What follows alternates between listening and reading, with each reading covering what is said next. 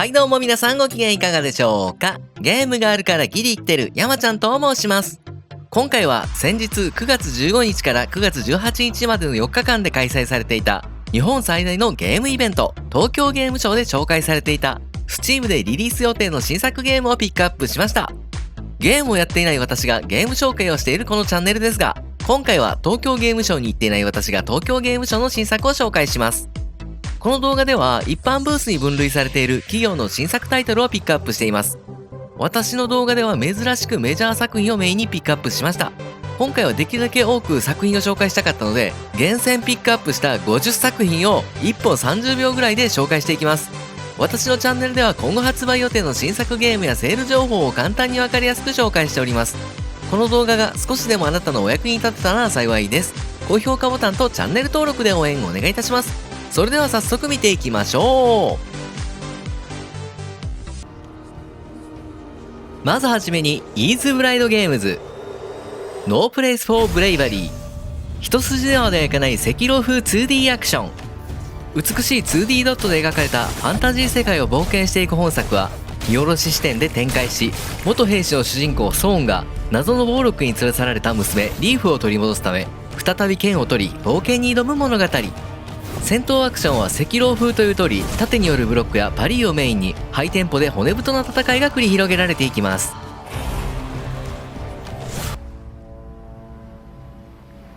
デーモンスクール。ペルソナ新女神転生などにインスパイアされたオカルト学園タクティカル RPG。 この学園の新入生として入学したデーモンハンターだった一族の末裔フェイが、人間界と魔界の狭間に存在する異形の者たちと戦いながらも仲間との友情を育み、謎の島で大学生活を送っていきます。ゲームは学園パートと戦闘パートで構成されており、学校のスケジュールを計画して行動し、スキルの強化や新しい能力を獲得したり、仲間との出会いを通じて島の謎に迫る物語が展開していきます。カプコンエグゾプライマル。歴史上最強の恐竜を人類最強のエグゾスーツで撃破するチーム対戦型マッシブアクション。西暦2040年、突如として現れた恐竜の群れによって街や人々が襲撃される恐竜災害が世界各地で勃発する近未来の世界が舞台。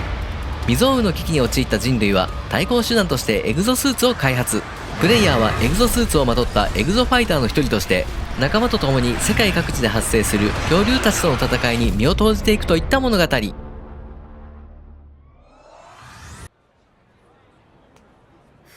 ストリートファイター6。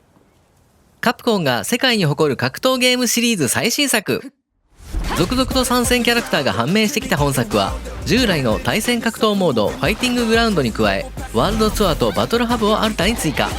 シングルモードのワールドツアーでは自身のオリジナルアバターを作成して世界を旅する中で、これまでのストリートファイターに登場したキャラクターたちに弟子入りすることができ、彼らのバトルスタイルを学びより強くなっていくといったこれまでのシリーズになかったストーリー体験を楽しむことができます。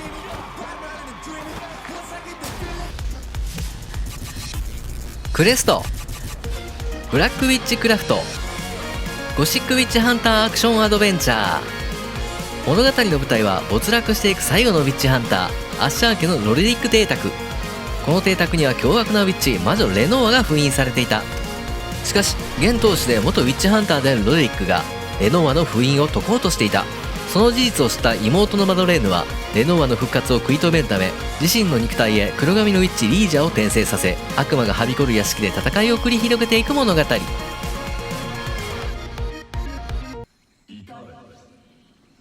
光栄テクモライザのアトリエ3終わりの錬金術師と秘密の鍵。太ももをテーマにした錬金術師 RPG。 間違った。錬金術をテーマにした太もも重視の RPG。 空間島で日々を過ごすライザたちのもとに突如近海に謎の群島が出現。カーク群島と名付けられたその島はライザたちの住む空間島に悪影響を及ぼしていることが判明。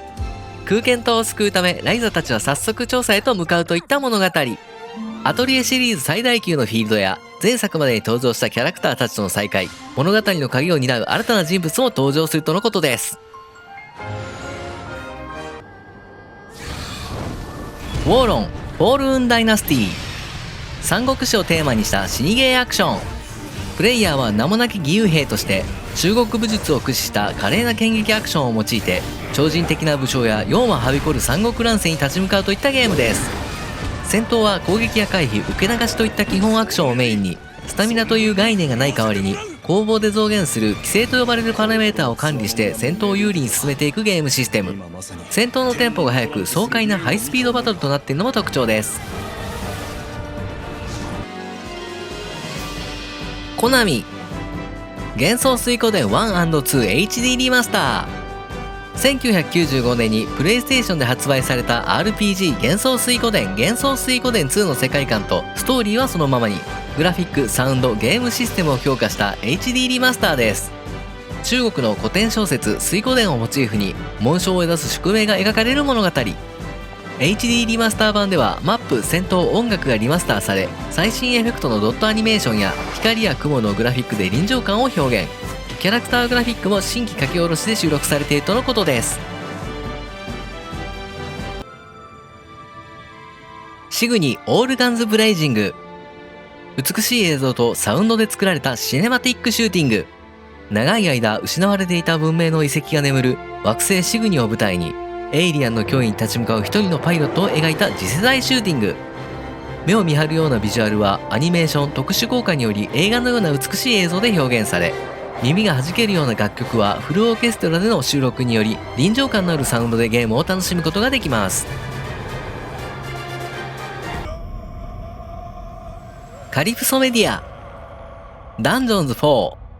ァンタジー世界を舞台にしたアンチヒーローなダンジョン運営ストラテジー。プレイヤーはダンジョンの支配者として自分だけのダンジョンを作成管理し、しもべであるダークエルフのタリアと共に地上世界の支配を目指していきます。オーク、サキュバス、ゾンビなどのモンスターを雇い、最強の部隊を編成し、世界に光をもたらそうとする英雄たちを蹴散らすゲームです。レイルウェイエンパイア2。1800年代を舞台にした鉄道経営シミュレーション。鉄道会社のオーナーとなって蒸気機関の力で大陸最大の鉄道会社を目指すシミュレーションです。舞台となるのはアメリカ大陸およびヨーロッパ全土。キャンペーンモードはもちろん、いつでも自由に鉄道網を構築できるフリープレイモードも搭載。線路を敷設して橋を架けトンネルを掘って実在の蒸気機関車で大陸中の街をつないでどこまでも続く鉄道網を作り上げましょう。集英社ゲームズ。鬼、空と風のエレジー。打倒桃太郎鬼アクション。鬼ヶ島での桃太郎との戦いで唯一一人生き残った小鬼のクータ。打倒桃太郎を誓い、強くなるため鬼の中に眠る力が引き出されると言い伝えられてきた木瀬島で、かつて桃太郎に倒された鬼たちの試練を呼び起こし、木瀬島に住む不思議な精霊風丸と共に数々の試練に挑む物語。うちの鬼ちゃんもなぜか気になる作品です。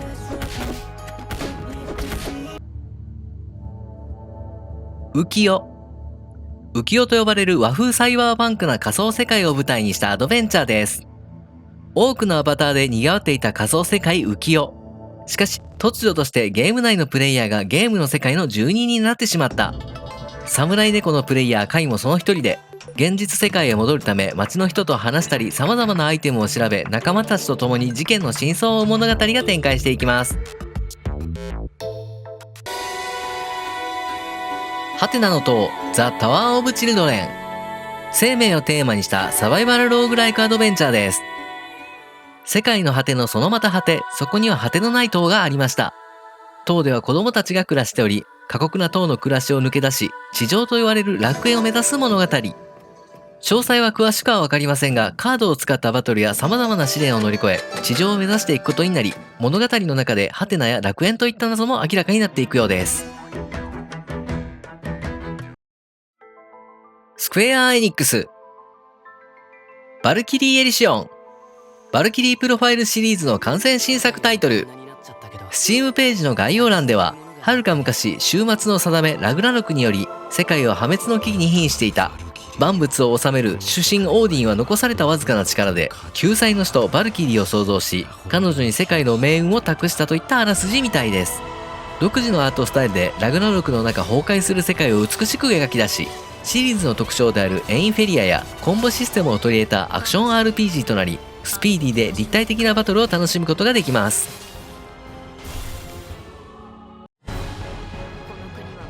スターオーシャン6ザ・ディバイン・フォース。スクエアエニックスとトライエースによる RPG スターオーシャンシリーズ最新作。前作スターオーシャン5の約50年後である宇宙歴583年を舞台に、惑星アスター4号星に漂着した主人公レイモンドと、もう一人の主人公オーシディアス王国第一王女であるレティシアとの出会いから宇宙の運命が大きく動き出すといった物語。豊富なプレイヤブルキャラとサイドストーリー、簡単操作で爽快な戦闘が楽しめるアクション要素の高いバトルシステムなどが特徴です。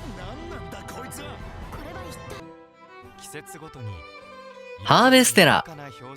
スクエニらしいファンタジー世界を舞台にしたライフシミュレーション。季節の変わり目ごとに訪れる四季と呼ばれる最悪にさらされる世界で、色彩豊かな自宅を拠点に自給自足の生活をしながら世界各地を冒険し、仲間と共に脅威を乗り越え、世界の成り立ちと最悪の真相に迫っていく物語が展開していきます。季節の変わり目に訪れる死の季節四季。作物は枯れ、死の灰によって人々は外を歩くことも許されない世界で、戦闘、農業、クラフトが楽しめるユニークな作品です。タクティクスオーガリボーン。93年にリリースされた伝説のオーガバトルから脈々とその系譜は受け継がれ、タクティクス系シミュレーションの代表作となったタクティクスオーガ。中世風のファンタジー世界を舞台に壮大な物語と高低差のある立体的なマス目移動のバトルが特徴です。紛争で親を亡くした主人公の少年デニムが様々な政治的な思惑や心情に触れ、解放軍として騎士団を率いる物語。壮大な物語はプレイヤーの選択によって展開や結末が変化するマルチエンディングシステム。変更点はグラフィックやシステム要素といった点で遊びやすくブラッシュアップされたリメイク作品となっています。クライシスコアファイナルファンタジー7リユニオン。クライシスコアファイナルファンタジー7のリマスター作品です。 FF7 のスピンオフ作品で主人公クラウドの友人ザックスを主人公とし、本編では語られなかった物語が明らかになっていきます。リマスター版である本作はグラフィックの HD 化はもちろん、登場キャラクターをはじめとする全ての 3D モデルを一新し、フルボイスへの対応や新たにアレンジされた楽曲が波乱に満ちた物語をより鮮やかに描き出しています。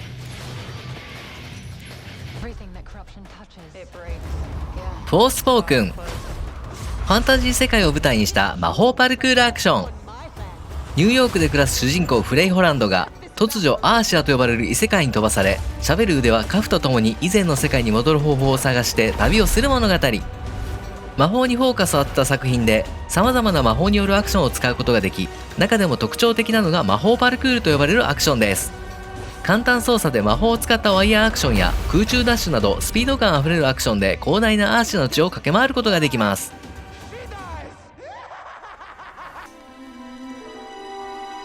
オクトパストラベラー2。2018年に発売され全世界出荷ダウンロードが300万本を突破したオクトパストラベラーズのシリーズ完全新作。今回は発売時からスイッチだけではなく、我らが Steam をはじめいろいろなプラットフォームで遊ぶことができます。オクトパストラベラーズ2ではソリティアと呼ばれる大地で8人の新しいキャラクターを通して物語が描かれ、新要素として仲間たちの物語が交差して新たな物語が生まれたり、主人公ごとにバトルの切り札を持っていたりと新要素がかなり追加されているみたいです。セガアトラス。ペルソナ5ザ・ロイヤル。2016年発売ペルソナ5、2019年に新キャラクターなど様々な要素が追加されたペルソナ5ザ・ロイヤル、そして2022年10月にリリースとなる同名のリマスター作品。引っ張るな。現代日本の街を舞台に学校生活や友情、恋愛など身近な出来事を体験しながらも別人格であるペルソナ能力に目覚めた主人公たちが不思議な事件へと巻き込まれていく物語。本作リマスター版ではオリジナル版ペルソナ5ザ・ロイヤルで発売された40以上のダウンロードコンテンツを最初から遊べる状態で収録されています。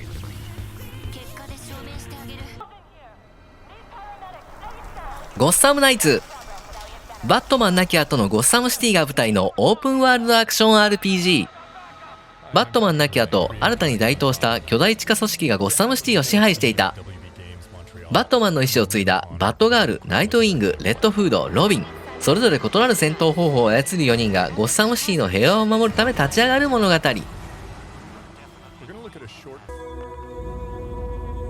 ソニックフロンティア。ソニックならではの超音速アクションで広大な島を自由に駆け回る縦横無尽なアクションアドベンチャー。古代文明が眠る未知の島々スターフォール諸島を舞台にソニックの新たな冒険が繰り広げられます。戦闘では様々なボタンを駆使することで次々に繰り出される技の音速コンボなどソニックらしいハイスピードバトルが展開。さらにアクションが苦手な方でもボタン一つで爽快なコンボが繰り出せるオートモードも搭載し優しいゲーム設計になっています。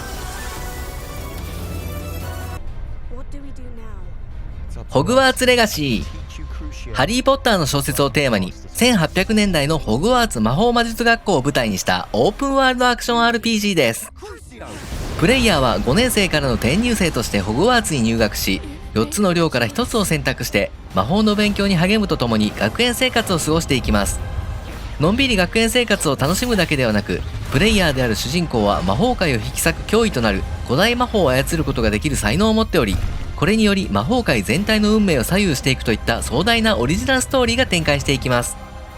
ゲームは学園内だけではなく広大なオープンワールドを魔法生物やほうきに乗って自由に飛び回ることができ、奥深そうなストーリーはもちろん、キャラクターのカスタマイズや魔法薬、装備品のクラフトやマイホームを建てれたり、呪文の習得や能力のアップグレードを通じて自分のなりたい魔法使いになれるといった自由度など、全てにおいてクオリティが高そうな作品です。不思議な話もあったもんやな。龍が如く維新極み。幕末をテーマとする龍が如くのスピンオフ作品龍が如く維新のリメイク作品となる本作。維新の英雄である坂本龍馬が幕末最強の剣客集団新選組に入隊していたらという壮大な物語が描かれていきます。ゲームエンジンにはアンリアルエンジンを採用し、進化したグラフィックでのバトルはド派手な必殺技を繰り出す爽快感と戦略性の高いバトルを楽しむことができます。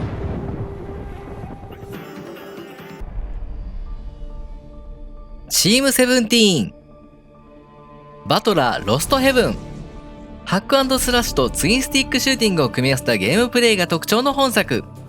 イギリスに住む普通の16歳の女の子の主人公アブリルが突如発生した原因不明の大災害によって地球が滅亡の危機に瀕している中、何らかの理由により太陽と月の太古の力を操れるようになり、様々なパズルを解きながら数々の敵に立ち向かい、心惹かれる物語や住人、謎に満ちた鮮烈な SF 世界を冒険していく物語。さらにプレイヤーの選択によりストーリーは分岐し、宇宙に住む生命体の運命をも左右するマルチエンディングシステムになっているとのことです。ザ・ナイトウィッチ。美しい手書き世界を舞台に繰り広げられるハイテンポな弾幕シューティングアドベンチャー。地下に広がる平和な大都市ダンジョニダスが謎のウォーゴーレムの軍勢に襲われた。騎士であり魔法使いでもある主人公のレインが故郷を取り戻しウォーゴーレムを操る真の黒幕に挑む物語。飛行能力と卓越した戦闘能力を駆使したやりごたえのあるシューティングとダンジョン探索のメトロイドバニア的な要素を楽しめます。カスタマイズ要素では30枚以上あるスペルカードを使いレインの能力強化も可能。メトロイドバニアと弾幕シューティングといったかなり骨太な難易度なイメージがする作品です。THQ ノルディック。アウトキャスト2 A New Beginning。 1999年に登場したゲーム史上初のオープンワールド 3D アドベンチャーと言われているアウトキャスト。その待望の続編となる本作は息を飲むような未知の世界を探検し、道を切り開いていくオープンワールドアクションアドベンチャー。前作からの主人公カッタースレイドが再びアデルハと呼ばれる未知の世界を舞台に、友好的なエイリアンタランの現状と天然資源が枯渇した世界を目の当たりにし、ロボットの侵略に抗い惑星を救う物語。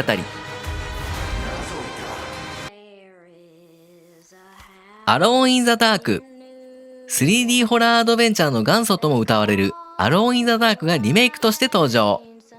舞台は1920年代のアメリカ南部。主人公エミリー・ハートウッドの叔父ジェレミーがデゼルト屋敷で謎の死を遂げたことで物語は始まります。叔父の死に疑問を抱いたエミリーは死の真相を知るためにデゼルト屋敷へと向かいます。一方、もう一人の主人公私立探偵エドワード・カービンもジェレミーの自殺事件から数日後、依頼によりデゼルト屋敷へ向かうこととなる物語。ゲームはエミリーまたはエドワードを選択してデザルト屋敷へと足を踏み入れ、悪夢のような空間に住まう奇妙な住民や危険なモンスターに遭遇しながらもこの屋敷の真実を解き明かしていくサバイバルホラー。ネクソンザ・ファースト・ディセンデンド、基本無料で遊べるマルチプレイ TPS シューター。プレイヤーは未知の力を受け継いだ継承者となってイングリス大陸を侵略者から守る任務を任されます。この防衛任務を繰り返すうちにプレイヤーは継承者という存在に隠された真相に近づいていくことになります。キャラクターは最大3つの銃器と4つの補助武器、様々な補助攻撃手段を装備でき、グラップリングフックを用いた自由な移動と連携アクションを駆使して未知の侵略者や巨大なボスとの戦闘を繰り広げていきます。10月20日から26日までベータテストが行われるようで、Steam ストアのアクセスをリクエストから参加可能となっています。110インダストリーズ、ウォンテッド・デッド。サイバーパンクな近未来の香港を舞台に特殊部隊ゾンビユニットに所属する主人公のハンナが傭兵やギャングといった敵との戦いを描いた TPS アクション。本作はハイブリッドなアクションスラッシュ&シューターとなり、刀による近接攻撃と銃による遠距離攻撃をうまく組み合わせ戦っていくバトルシステムが特徴。戦闘はかなりバイオレンスな描写で表現されているので、ハードコアなアクションゲームが好きな方には刺さるかもしれません。プライムマター、ガングレイブゴア。東洋と西洋のゲームデザインの良さを併せ持った美しいアクションシューティング。2018年にリリースされた前作からの続編となり、死者を元にして作られた生物兵器である主人公ビヨンズ・ザ・グレイブとそのパートナーであるアサギミカがシードと呼ばれる薬物を根絶するため裏社会の組織を追っていく物語。打って打って打ちまくりの流れるような超絶アクションで敵を粉砕。トリガーハッピーな人は楽しめそうです。ザ・ラストオリクル、 SF と中世が融合したストーリー重視のアクション RPG。中世の世界観と SF 的要素が混じり合った惑星ワルデニアで目覚めた主人公シルバー。350年の眠りから目覚めたシルバーは様々な種族や複数の勢力による激しい衝突が続く惑星ワルデニアで覇権をめぐる争いに巻き込まれていくといった物語。ゲームは魔法技術と科学技術が融合した武器やアイテムなどが登場し、プレイスタイルに合わせた幅広いカスタマイズが楽しめます。ポラリオン、フラッドランド。気候変動により崩壊した世界を舞台にしたサバイバルシティビルダー。舞台は水没した地球。気候変動と海面上昇の影響により人類が限られた地表での暮らしを余儀なくされた世界。崩壊した都市の跡地で資源を探し、農業や漁業といったテクノロジーを再発見し、人類文明社会の再構築を目指していくコロニーシム。フレイズム、ドラゴ農家。ドラゴンの背中で村を運営する牧場系シミュレーション。地上は巨獣と害獣の巣となり、人間が住めなくなった世界。人々は竜の背にすがり村を開拓し、農業はもちろん家事、釣り、裁縫、料理、調合、畜産と幅広い要素が盛り込まれ、自らの手で様々な素材を集めてアイテムを作り出し、自由に村作りを楽しめる作品になっています。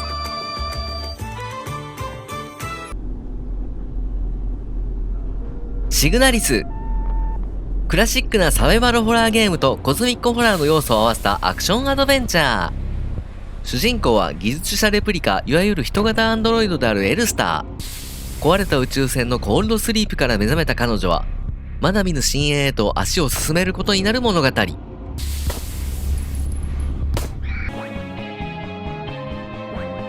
ラスティッドモス、銃とグラップリングを駆使したメトロイドバニアアクション。舞台は人間と妖精が争う世界。人類は妖精に対抗するため魔女を作り出したが、妖精側も魔女に対抗するため代わり子として人間の赤ん坊と妖精の赤ん坊を入れ替え人間社会へと送り込んだ。プレイヤーは妖精でありながらも人間の両親に愛され育てられたファーンとなって、妖精のために戦うのか、または人類のために戦うのか、結末はマルチエンディングとなっています。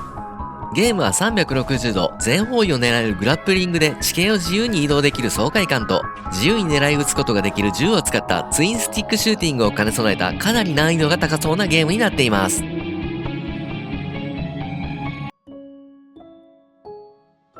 モモドラムーンリットフェアウェル。2014年に発売された「桃ドラ3」の5年後の世界を舞台とする本作は、美しいピクセルアートとアニメーションを特徴とする 2D メトロイドバニアアクション。突如不吉な鐘の音が鳴り響き、鐘の音に誘われてやってきた悪魔たちの脅威にさらされたコホ村が本作の舞台。コホ村の司祭である主人公モーレイノルは、悪魔から人々を救うため鐘の音の原因を見つけ、村人たち、そして何よりも大切な神聖なるルンの木を守るため旅に出る物語。ローフュリー、ドームキーパー、ローグライクサバイバルマイニングゲーム。宇宙ドームを防衛しながら地下に潜って資源を採掘しつつ、資源を使ってドームを強化し、ウェーブごとに襲撃に来るエイリアンから生き残りを目指すゲームです。ドームの地面を掘り進めていく採掘とエイリアンの襲撃を耐え抜く防衛を交互に行ってゲームは進行。時間に追われながら採掘防衛を繰り返す結構ハードなゲーム。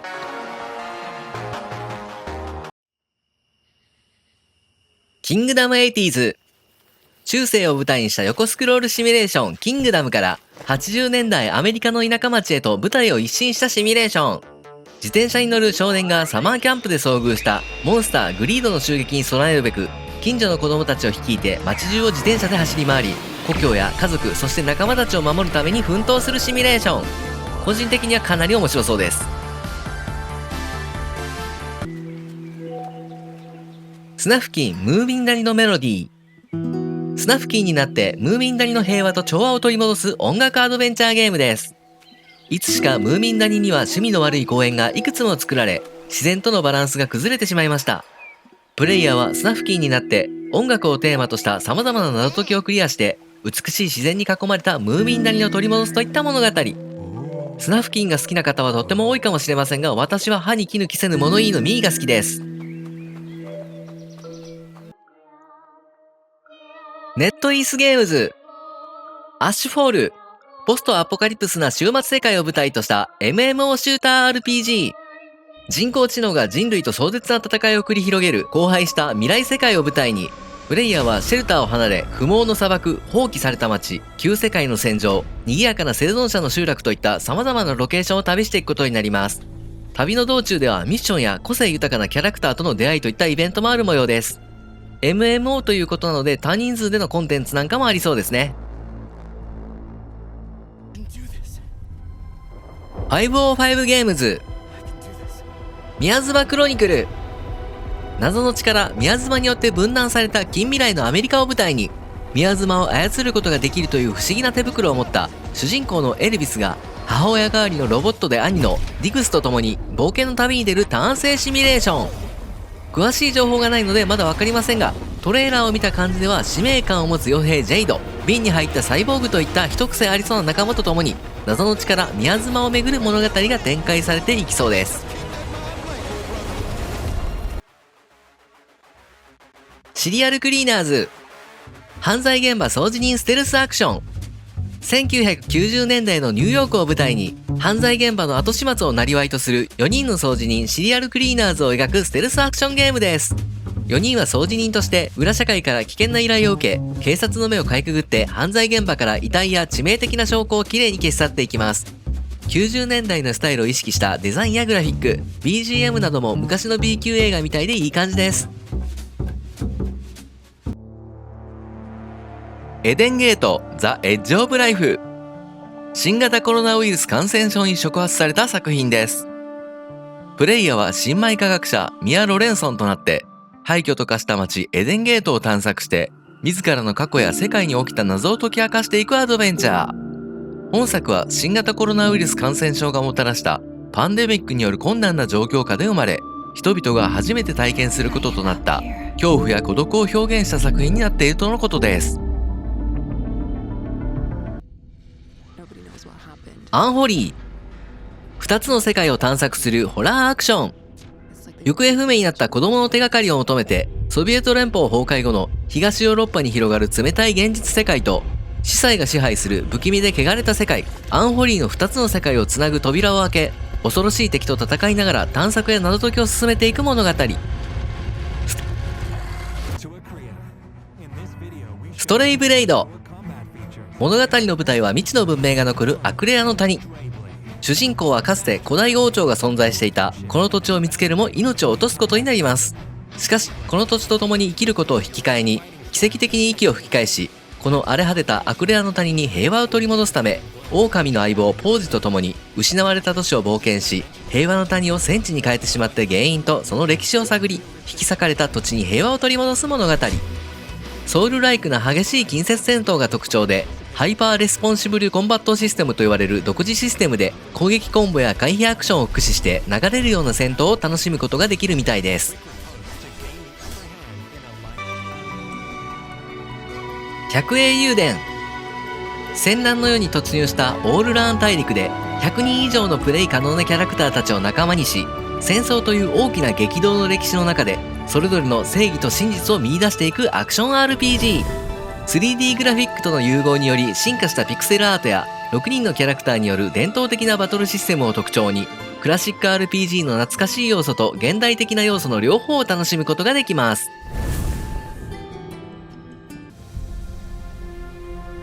ニバリス。ブロックベースで作られたサイバーパンクな街並みが印象的な未来都市配達人アドベンチャークラウドパンクのスピンオフ作品です。本作はネオンきらめく大都市ニバリスを舞台したライフシミュレーションとなっており、プレイヤーはこの街で屋台、ラーメン屋、売店などを経営し、最終的にはバーやレストラン、ナイトクラブの経営に乗り出し、ニバリスの夜の街を支配する存在となっていく作品です。はい、今回は東京ゲームショウで紹介されていた Steam でリリース予定の新作ゲームをピックアップしました。なかなか出展作品全てを紹介することはできないですが、私を含め現地へ行けなかった方の参考になったのではないでしょうか。Steam さん、来年は4泊5日で交通費食事付きでよろしくお願いします。私のチャンネルでは今後発売予定の新作ゲームやセール情報を簡単にわかりやすく紹介しております。この動画が少しでもあなたのお役に立てたら幸いです。高評価ボタンとチャンネル登録で応援お願いいたします。本日もご視聴ありがとうございました。皆様明日も良い一日になりますように、次の動画でお会いしましょう。さようなら。バイバイ。